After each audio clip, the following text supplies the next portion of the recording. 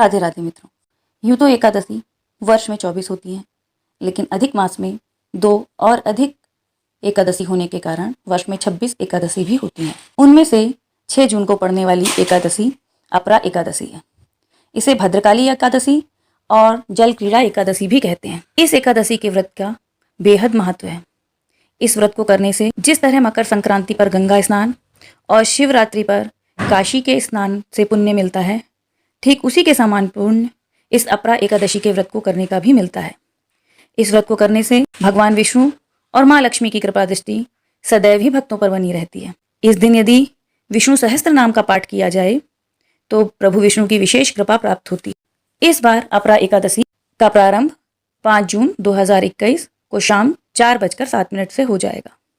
इसका समापन 6 जून 2021 सुबह 6:19 पर होगा। व्रत का पारण 7 जून 2021 सुबह 5:12 पर किया जाएगा। तो मित्रों, इस एकादशी के व्रत को रखकर आप पूरे पुण्य की प्राप्ति कर सकते हैं। अपरा एकादशी के दिन यदि भगवान विष्णु को दक्षिणावर्ती शंख से गाय के दूध से अभिषेक कराया जाए तो प्रभु विष्णु के साथ साथ माँ लक्ष्मी की भी विशेष कृपा प्राप्त होती है। अपरा एकादशी के दिन शाम को घर के प्रत्येक हिस्से में दीपक जरूर जलाना चाहिए। ऐसा करने से माता लक्ष्मी के साथ प्रभु विष्णु का आशीर्वाद प्राप्त होता है और कभी भी घर में धन्य धान्य की कमी नहीं रहती। मित्रों, इस दिन गुस्सा या क्रोध नहीं करना चाहिए और वाद विवाद से बचना चाहिए। इस दिन शाम के समय पीपल के पेड़ में गाय के घी का दीपक जलाने से प्रभु शीघ्र ही प्रसन्न होते हैं और भक्तगणों की सभी मनोकामनाओं को पूर्ण करते हैं। वर्ष भर में पड़ने वाली सभी एकादशियों में कभी भी हमें चावल का सेवन नहीं करना चाहिए, तो इस दिन भी आप चावल का सेवन ना करें। सभी एकादशियों या शुभ मुहूर्तों व्रतों पर दान जरूर करना चाहिए।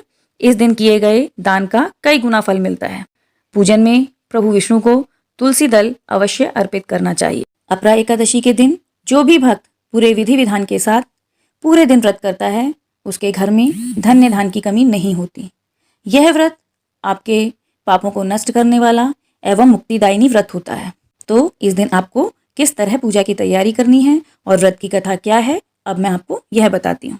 अपरा एकादशी व्रत की तैयारी एक दिन पहले यानी कि 10वीं के दिन से ही शुरू कर देनी चाहिए। 10वीं की रात में खाना सात्विक भोजन ग्रहण करें और खाना खाने के पश्चात अच्छे से दातुन कर लें। उसके बाद कोई भी आहार ग्रहण ना करें। एकादशी के दिन सुबह ब्रह्म मुहूर्त में उठकर स्नान आदि से निवृत्त होकर स्वच्छ वस्त्र धारण करें और भगवान विष्णु और माँ लक्ष्मी के सामने व्रत करने का संकल्प करें। उसके बाद प्रभु विष्णु की आराधना करें। ओम नमो भगवते वासुदेवाय इस मंत्र का दिन भर जाप करते रहें। व्रत की कथा सुने। प्रभु का अक्षत, दीपक, धूप, दीप इत्यादि प्रज्वलित करके यथाशक्ति पूजन करें। इसके करने से आपके समस्त रोग, दोष और पापों का नाश होगा। पूरे दिन में जब भी आपके पास समय हो, आप कथा करने जा रहे हो तो सर्वप्रथम प्रभु विष्णु और माँ लक्ष्मी के आगे दीपक प्रज्वलित कर लें। धूप दीप प्रज्वलित करने के पश्चात फूल, अक्षत प्रभु विष्णु को अर्पित करें। प्रसाद का भोग लगाएं और तुलसी दल अवश्य चढ़ाएं। उसके पश्चात इस कथा का श्रवण करें। अचला एकादशी या अपरा एकादशी की कथा इस प्रकार है। अचला एकादशी व्रत की कथा इस प्रकार है।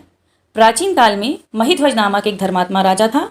उसका छोटा भाई बजध्वज बड़ा ही क्रूर, अधर्मी और अन्यायी था। वह अपने बड़े भाई से मन में बहुत बैर रखता था। उस पापी ने एक दिन रात में अपने बड़े भाई की हत्या कर दी और उसके देह को एक जंगल में पीपल के पेड़ के नीचे गाड़ दिया। इस अकाल मृत्यु से महिध्वज प्रेतात्मा के रूप में उसी पीपल पर रहने लगा और अनेक तरह से उत्पात मचाने लगा। एक दिन अचानक धौम्य नामक ऋषि उधर से गुजरे। उन्होंने प्रेत को देखा और अपने तपोबल से उसके अतीत को जान लिया। ऋषि ने प्रसन्न होकर उस प्रेत को पीपल के पेड़ से उतारा तथा परलोक विद्या का उपदेश दिया। दयालु ऋषि ने राजा की प्रेत योनि से मुक्ति के लिए स्वयं ही अपरा एकादशी का व्रत किया और उसे अगति से छुड़ाने के लिए अपने व्रत के पुण्य को उस प्रेत को अर्पित कर दिया।